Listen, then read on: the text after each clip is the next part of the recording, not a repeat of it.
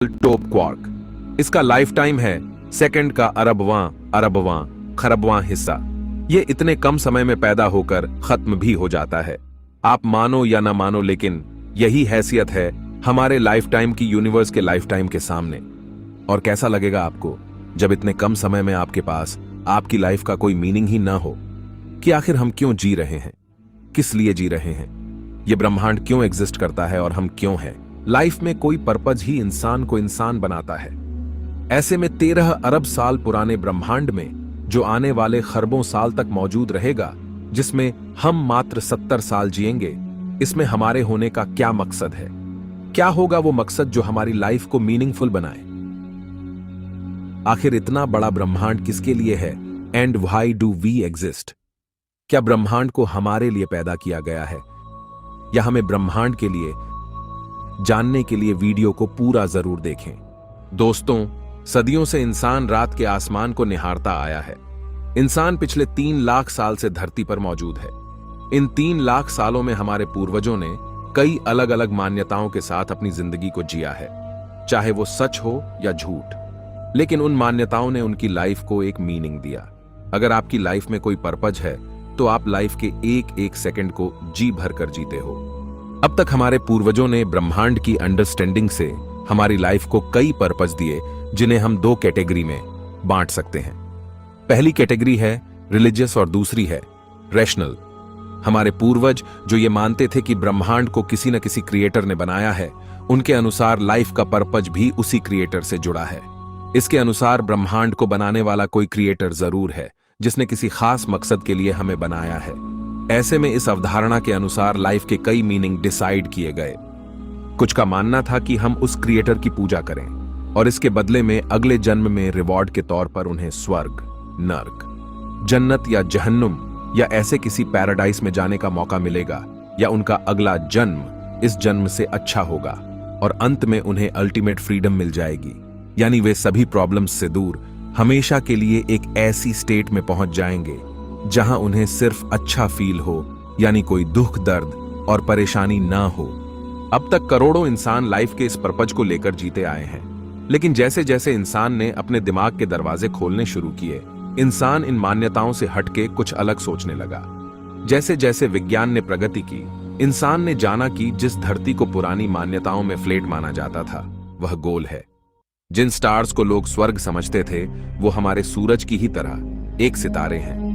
सूरज, जिसे एक देवता या दिव्य पुरुष माना जाता था, वह धरती से 13 लाख गुना बड़ा एक आग उगलता हुआ सितारा है, जो अगले 5 अरब साल बाद धरती को ही खुद में निगलकर हमें समाप्त कर देगा।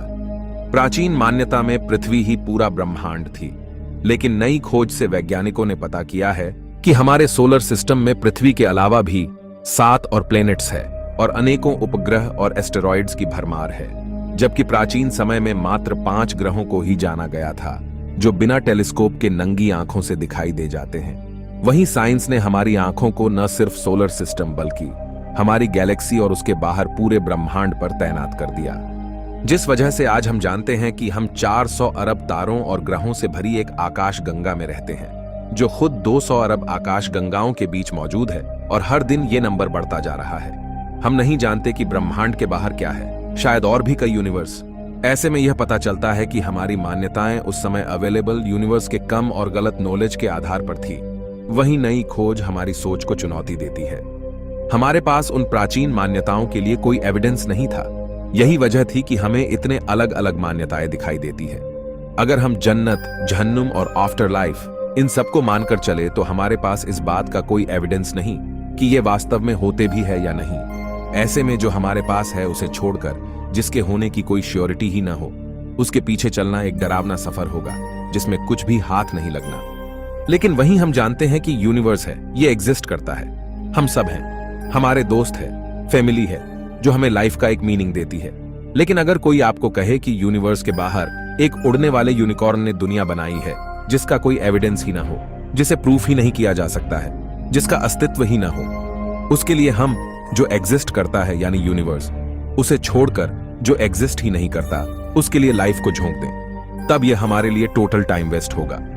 लेकिन दोस्तों, अगर स्वर्ग, नर्क, आफ्टर लाइफ, आत्मा और ईश्वर जैसी कोई चीज नहीं है, तो सवाल है कि क्या हम रोबोट है? क्या हम सिर्फ यूनिवर्स के नियमों से बंधे हुए एक चलते फिरते मटेरियल है जो इसी यूनिवर्स का हिस्सा है और इसी के बारे में सोचने की क्षमता रखता है? ऐसे में एक रोबोटिक लाइफ में क्या मीनिंग है? अगर हमारी प्राचीन मान्यताएं छोड़ दी जाएं, तो हम एक रोबोट बनकर कैसे लाइफ को जी सकते हैं? आखिर एक यूनिवर्स रोबोट के लिए क्यों एग्जिस्ट करता है? अगर किसी क्रिएटर ने इसे बनाया है तो हमें समझ आता है कि वह हमारे लिए है और एक पर्पज एग्जिस्ट करता है, लेकिन आखिर एक रोबोटिक लाइफ के लिए कौन सा पर्पज होगा? तो दोस्तों, चलिए जानते हैं यूनिवर्स में हमारे पर्पज को लेकर रैशनल अप्रोच क्या कहती है। अब तक हम पुरानी धारणाओं के अनुसार अपने लाइफ को जीते आ रहे थे, लेकिन चलिए हम एक नए सिरे से सोचते हैं कि आखिर हम यूनिवर्स में क्यों हैं। इसके लिए हमें 2 चीजों को समझना पड़ेगा। पहला, हम खुद यानी हम कौन हैं? क्या हम सिर्फ एक रोबोटिक मशीन है? हमारी कॉन्शियसनेस क्या बला है? दूसरा, यूनिवर्स क्या है? ये कितना बड़ा है और यूनिवर्स में हमारा स्थान क्या है? इसका हमसे क्या संबंध है? दोस्तों, मान लीजिए कि आपका अभी अभी नया जन्म हुआ है और आप कौन हो? यूनिवर्स क्या है, इसे लेकर आपको किसी ने कोई कहानियां नहीं सुनाई है, बल्कि अब हमें आज के अवेलेबल नॉलेज के हिसाब से सोचना है। अगर हम इस अप्रोच से सोचें तो हमें पता है कि एक चीज जो एग्जिस्ट करती है वो है हम सब और हमारा यूनिवर्स। हम ब्रह्मांड और उसमें मौजूद सारी रियलिटीज का एक महत्वपूर्ण हिस्सा है। एंथ्रोपिक प्रिंसिपल के अनुसार हम ब्रह्मांड का हिस्सा है। इस वजह से ब्रह्मांड के नियमों ने मैंने इन्वेस्टिंग 21 दिन में कैसे सीखी? मुझे डेली 3 टाइम की चाय पीने की आदत थी। मैंने ब्रह्मांड के ही नियमों से ब्रह्मांड ने एक ऐसी प्रजाति को पैदा किया है जो न सिर्फ खुद को जान सकती है, बल्कि ब्रह्मांड को भी जान सकती है और उसके नियमों की पड़ताल कर हाई टेक्नोलॉजी को विकसित करने में सक्षम है, और सबसे महत्वपूर्ण जिसमें कॉन्शियसनेस है। दोस्तों, हमें यह जानना है कि हम कौन हैं। पृथ्वी पर मौजूद सभी लाइफ में एक कॉमन चीज है कॉन्शियसनेस, लेकिन उन सब से हम इंसानों को अलग करता है हमारा दिमाग, जो सोच सकता है, सवाल कर सकता है, नई चीजें बना सकता है। वैज्ञानिकों के अनुसार कॉन्शियसनेस का मतलब आत्मा नहीं है। वैज्ञानिक कॉन्शियसनेस को समझने की कोशिश में लगे हैं और उनकी रिसर्च के अनुसार कॉन्शियसनेस हम सब इंसानों के ब्रेन से पैदा होती है, यानी यह हमारे ब्रेन की इमर्जेंट प्रॉपर्टी है, यानी हमारे अंदर मौजूद इंफॉर्मेशन के इंटरेक्शन की वजह से कॉन्शियसनेस पैदा होती है। यही वजह है कि वैज्ञानिक मानते हैं कि अलग अलग जीवों की कॉन्शियसनेस भी अलग है और हम इंसानों की कॉन्शियसनेस सबसे अलग है। कुछ जीव जैसे बैक्टीरिया काफी कम कॉन्शियस है तो कुछ अधिक, और वहीं वायरस किसी निर्जीव वस्तु के साथ निर्जीव तो सजीव के संपर्क में कॉन्शियस बिहेव करता है। वहीं कुछ वैज्ञानिकों के अनुसार कॉन्शियसनेस यूनिवर्स की ही फंडामेंटल प्रॉपर्टी है, यानी कॉन्शियसनेस हमारे अंदर यूनिवर्स से ही आई है। दोस्तों, यहां पर एक बात तय है कि जिस तरह हम यूनिवर्स का पार्ट है, कॉन्शियसनेस भी यूनिवर्स का एक पार्ट है। लेकिन अब हमें यह जानना है कि यूनिवर्स क्या है। यूनिवर्स यानी ब्रह्मांड, समय, आकाश, ऊर्जा, पदार्थ और इस पदार्थ से बने सभी ग्रह, नक्षत्र और आकाश गंगाओं का समूह है, जो कि हमारी कल्पना से भी कई गुना बड़ा और सूक्ष्म है, जिसमें अरबों खरबों ग्रह, आकाश गंगाएं और न जाने क्या क्या छुपा है। हमने अब तक यूनिवर्स के सिर्फ 5% हिस्से को ही जाना है, बाकी 95% हम नहीं जानते। अब तक वैज्ञानिकों ने ब्रह्मांड को जितना एक्सप्लोर किया है, उसमें हमें अभी तक पृथ्वी जैसी कोई लाइफ नहीं मिली है। खरबों ग्रहों और आकाश गंगाओं के पुंज में लाइफ की गूंज सिर्फ पृथ्वी पर ही सुनाई देती है। जब हमने चांद पर कदम रखा तो वहां की जमीन अरबों सालों से सुनसान पड़ी मिली। जब हमने मंगल की तहकीकात की तो वहां लाइफ का कोई नामो निशान भी नहीं मिला। शुक्र ग्रह नर्क की तरह उबलता हुआ मिला, मानो वहां जीवन ने नहीं प्रलय ने जन्म लिया हो। बुध सूर्य की तपन में पिछले 4 अरब साल से झुलस रहा है।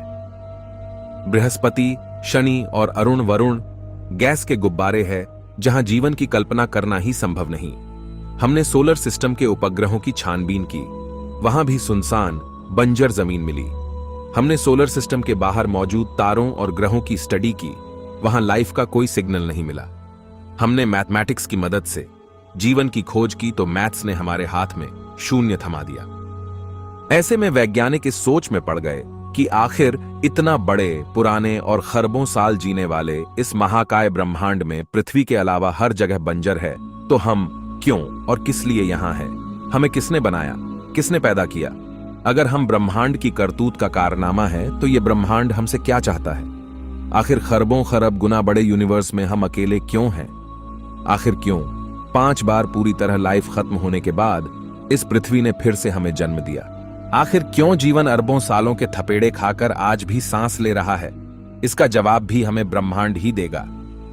हम ये सच्चाई जान चुके हैं कि ब्रह्मांड क्या है, हम सब क्या है, हम कौन हैं। अब तक हमारे सफर में लाइफ ने हर बार सरवाइव किया है और पहली बार एक ऐसी स्पीसीज ने जन्म लिया है जो आज से पहले 3.5 अरब साल में पृथ्वी पर नहीं थी। 5 बार प्रलय के बाद ब्रह्मांड ने हमें यानी इंसानों को जन्म दिया है, जिन्होंने मात्र पिछले 200 सालों में धरती की तस्वीर बदल कर रख दी, जो पृथ्वी से आसमान में छलांग लगाकर उसे भी चीरते हुए अंतरिक्ष में पहुंच गया, जिसने अपनी आंखों को ब्रह्मांड पर निगाहबान करके 13 अरब साल पुराने इतिहास को भी खंगाल लिया, जो काफी तेजी से आगे बढ़ रहा है। हम इंसानों की ये ग्रोथ हमें बताती है कि कुछ तो है हमारे अंदर जो हमें इतने बड़े यूनिवर्स में स्पेशल बनाती है। अगर यूनिवर्स हमें पैदा कर सकता है तो हमें मार भी सकता है, लेकिन लाइफ आज भी जिंदा है, यानी इसके होने का कोई मकसद है। लाइफ न सिर्फ जिंदा है बल्कि करोड़ों रूपों में ये मौजूद है, और उन सब में सबसे सुपीरियर हैं हम इंसान। हमारा सवाल है कि यूनिवर्स में होने का हमारा मकसद क्या है? लेकिन अगर यूनिवर्स ने ही हमें पैदा किया है, हम इसी का हिस्सा है, हमारे बिना यूनिवर्स नहीं हो सकता, तो ये सवाल जो हम पूछ रहे हैं, क्या ये भी यूनिवर्स की ही करतूत तो नहीं?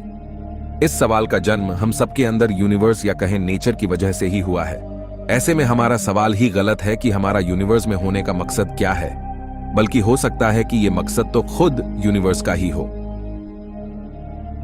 लेकिन सवाल है कि क्या फिर यूनिवर्स हमारी तरह कॉन्शियस है? तो दोस्तों, हो सकता है कि यूनिवर्स भी कॉन्शियस हो, क्योंकि हम जानते हैं कि कॉन्शियसनेस एक ऐसी चीज है जो हमारी ही तरह इस यूनिवर्स का ही हिस्सा है, और वैज्ञानिकों के अनुसार कॉन्शियसनेस भी इस यूनिवर्स की ही फंडामेंटल प्रॉपर्टी है। ऐसे में इस कॉन्शियस यूनिवर्स का भी मकसद हो सकता है।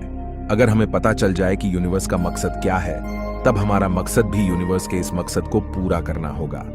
अगर हम ऑब्जर्व करें तो यूनिवर्स खुद हमें अपना मकसद बता रहा है। जो यूनिवर्स खुद हमें पैदा कर सकता है वो ही हमें खत्म भी कर सकता है, लेकिन अब तक उसने लाइफ को पूरी तरह खत्म नहीं किया है, बल्कि लाइफ अब तक हर बार सरवाइव करती गई है। लाइफ सिंपल फॉर्म से कॉम्प्लेक्स बनती गई है, और इस कॉम्प्लेक्सिटी ने ही हम इंसानों को भी जन्म दिया है। अगर हम ऑब्जर्व करें तो लाइफ की एक खास विशेषता है खुद को रेप्लिकेट करना, खुद को बढ़ाना। जितना ये बढ़ेगी उतना ये ज्यादा सुरक्षित रहेगी। जिस तरह एक वायरस और बैक्टीरिया खुद की कॉपी बनाते रहते हैं, उसी तरह सभी जानवर और हम इंसान खुद को पॉपुलेट करते रहते हैं। अगर हम देखें तो अब तक हम इंसानों की पॉपुलेशन पिछले 2000 सालों में काफी तेजी से बढ़ी है। पहली शताब्दी में 15 करोड़ लोग धरती पर मौजूद थे और आज 8 अरब। आमतौर पर हम पॉपुलेशन को एक समस्या के तौर पर देखते हैं, लेकिन पॉपुलेशन बढ़ाना लाइफ को और सुरक्षित बनाता है, और हम जानते हैं कि हमारे पड़ोसी ग्रह और गैलेक्सीज सुनसान पड़े हैं। हमारी पॉपुलेशन ब्रह्मांड के मुकाबले काफी कम है। ब्रह्मांड में मौजूद इन सब प्लैनेट्स पर हम इंसान जाने में सक्षम है। हम इन्हें पृथ्वी जैसा बनाने में सक्षम है, और वहीं इवोल्यूशन किसी भी लाइफ को यहां इवॉल्व करने में सक्षम है। ऐसा करने पर हम अपनी कॉन्शियसनेस को पृथ्वी से बढ़ाकर दूसरे ग्रहों पर भी ले जाएंगे और कॉन्शियसनेस का दायरा बढ़ा सकते हैं। हो सकता है कि ब्रह्मांड भी ये चाहता हो कि उसका सूनापन और उसका खालीपन हमारी कॉन्शियसनेस से भर जाए। इससे लाइफ और भी अधिक सुरक्षित हो जाएगी। अगर पृथ्वी खत्म हो जाए तो पूरी गैलेक्सी को इससे कोई फर्क नहीं पड़ने वाला, लेकिन अगर हम अपनी पॉपुलेशन को पूरी गैलेक्सी में फैला दें तो कॉन्शियसनेस अरबों ग्रहों पर जिंदा रहेगी। जिस तरह 3.5 अरब साल में लाइफ ने कई नए रूप लिए हैं और इंसान को पैदा किया है, हो सकता है ब्रह्मांड में और भी अरबों प्रजातियां जन्म लेने का इंतजार कर रही हो सकता है कि इस कॉस्मिक इवोल्यूशन की वजह से इंसान से भी उन्नत प्रजाति पैदा हो जाए। यह भी कॉन्शियसनेस को बढ़ाएगी। जहां पहले कॉन्शियसनेस एक कौशिकीय जीव के रूप में थी और अब अरबों जीवों और बुद्धिमान इंसानों में है, वैसे ही कॉन्शियसनेस का दायरा यानी उसकी कैपेबिलिटी भी और बढ़ेगी। दोस्तों, पॉपुलेशन को बढ़ाने का मतलब सिर्फ लाइफ को सुरक्षित करना ही नहीं, बल्कि साइंस को और विकसित करना है। अगर हम देखें तो जब जब पॉपुलेशन बढ़ती है, तब हम इंसानों ने अपने सर्वाइवल के लिए नई नई चीजें ईजाद की है। जितनी पॉपुलेशन बढ़ती है, उतने नए चैलेंजेस बढ़ते हैं और उनके लिए नए इन्वेंशंस किए जाते हैं। कहीं ना कहीं पॉपुलेशन का बढ़ना ही साइंस को जन्म देता है। Necessity is mother of invention, और अगर यही नेसेसिटी हमारे सर्वाइवल के लिए हो, तब नए इन्वेंशन पैदा होते हैं। परमाणु बम एक ऐसा एग्जाम्पल है जो सर्वाइवल और नेसेसिटी दोनों की वजह से पैदा हुआ है। ऐसे में पॉपुलेशन को बढ़ाकर यूनिवर्स में फैलना टेक्नोलॉजी और इन्वेंशंस को पैदा करेगा। इससे हम एक नई क्रिएटिव दुनिया को बना पाएंगे, जहां इंसान की ताकत काफी बढ़ जाएगी और लाइफ भी काफी आसान हो जाएगी। यानी हमें किसी स्वर्ग या जन्नत में नहीं जाना, बल्कि हम साइंस की मदद से यूनिवर्स को ही जन्नत बना सकते मार्केट में एंटर मत करना अगर बिगिनर हो रहा है। लेकिन दोस्तों, हमारे पास एक बड़ा चैलेंज है और वो है लाइफ टाइम। याद कीजिए, हमने बात की थी यूनिवर्स के सामने हम इंसानों के लाइफ टाइम की, जो कि एक क्वांटम पार्टिकल के जितनी हैसियत रखता है। हमारी जिंदगी का सफर ब्रह्मांड के लाइफ टाइम के सामने एक सेकंड का करोड़वां हिस्सा भी नहीं है। लेकिन हम यह भी जानते हैं कि इतने कम लाइफ टाइम में अब तक हमने कॉन्शियसनेस के दायरे को काफी बढ़ा दिया है। हम दूसरे ग्रहों को टेराफॉर्म कर अपने जैसा बनाने की ओर बढ़ रहे हैं। आज हम इंसान यह भी जान चुके हैं कि इंसान की लाइफ को कैसे बढ़ाया जा सकता है। वैज्ञानिकों के अनुसार हमारे क्रोमोसोम के एक हिस्से टेलोमेयर्स की साइज का घटना हमें बुढ़ापे की ओर धकेलता है। हाइपरबैरिक ऑक्सीजन ट्रीटमेंट की मदद से कुछ वैज्ञानिकों ने अपने एक्सपेरिमेंट में कई उम्रदराज लोगों को ब्लड लेवल पर 25 वर्ष की उम्र के लेवल पर ले आए। आज हम एंटी एजिंग पर रिसर्च करके उम्र को बढ़ाने की ओर बढ़ रहे हैं। अगर हम बात करें आर्टिफिशियल इंटेलिजेंस की, तो सिर्फ कुछ दशकों में ही एआई ने टेक्नोलॉजी में क्रांतिकारी बदलाव किए हैं और वैज्ञानिक रिसर्च में और तेजी आई है। वहीं एआई के साथ क्वांटम कंप्यूटर की मदद से हम टेक्नोलॉजिकल गैप को काफी तेजी से कम कर सकते हैं। आज हम विज्ञान के ऐसे लेवल पर पहुंच चुके हैं जहां किसी भी अंग को हम आर्टिफिशियली क्रिएट करके इम्प्लांट कर सकते हैं। कुछ एक्सपर्ट्स के अनुसार गूगल और फेसबुक के एआई सिस्टम ने कई बार हम इंसानों की तरह कॉन्शियस बिहेव दिखाया है। अगर कॉन्शियसनेस इंफॉर्मेशन का ही खेल है, तो हम उस इंफॉर्मेशन को कंप्यूटर में डालकर फिर से किसी नई बॉडी में डाल सकते हैं, यानी हम खुद को अमर कर सकते हैं। जेलीफिश एक ऐसी मछली है जो लगभग अमर है। यह अपने आप को एक पोलिप स्टेट में बदलकर फिर से एक नई बॉडी रीजनरेट कर सकती है। यह खुद को नया जन्म देकर लगभग अमरता जैसी स्टेट में रहती है। इसे स्टडी कर हम इंसान भी खुद की हेल्थ को बढ़ाकर, इंसानों की एवरेज आयु को बढ़ाकर धीरे धीरे एक ऐसी स्टेट को अचीव कर सकते हैं जो हमें ऐसी अमरता की ओर ले जाए। अगर हमारी आयु ब्रह्मांड के सामने सेकंड के अरबवें हिस्से के बराबर है, तो हम वो दिमाग भी रखते हैं जिससे हम इसे बढ़ा सकते हैं। ऐसे में हमारी जिंदगी का एक बड़ा मकसद, जिसे हम सब इंसान लेके चल सकते हैं, वही होगा जो हमारे प्राचीन पूर्वजों का था, यानी अल्टीमेट फ्रीडम, जिसे हम कल्पनाओं से नहीं बल्कि विज्ञान की मदद से पूरा कर सकते हैं और ब्रह्मांड के मकसद को पूरा कर सकते हैं, इसके खालीपन को पूरा कर सकते हैं। हम धरती की छोटी सी जमीन के लिए लड़ने की बजाय एक साथ मिलकर पूरे ब्रह्मांड पर अधिकार कर सकते हैं, कॉन्शियसनेस को फैला सकते हैं, मौत के डर से छुटकारा पा सकते हैं। हाँ, ये बहुत चैलेंजिंग है, लेकिन ये असंभव नहीं है। पुरानी विचारधारा ने जिसे असंभव कहा, उसे हर बार विज्ञान ने संभव करके दिखाया। हम इंसान जो सोच सकते हैं उसे पा सकते हैं। हम भी उसी मकसद की ओर बढ़ रहे हैं जो हमारे पूर्वज चाहते थे, यानी अल्टीमेट फ्रीडम, यानी सभी प्रॉब्लम्स से छुटकारा।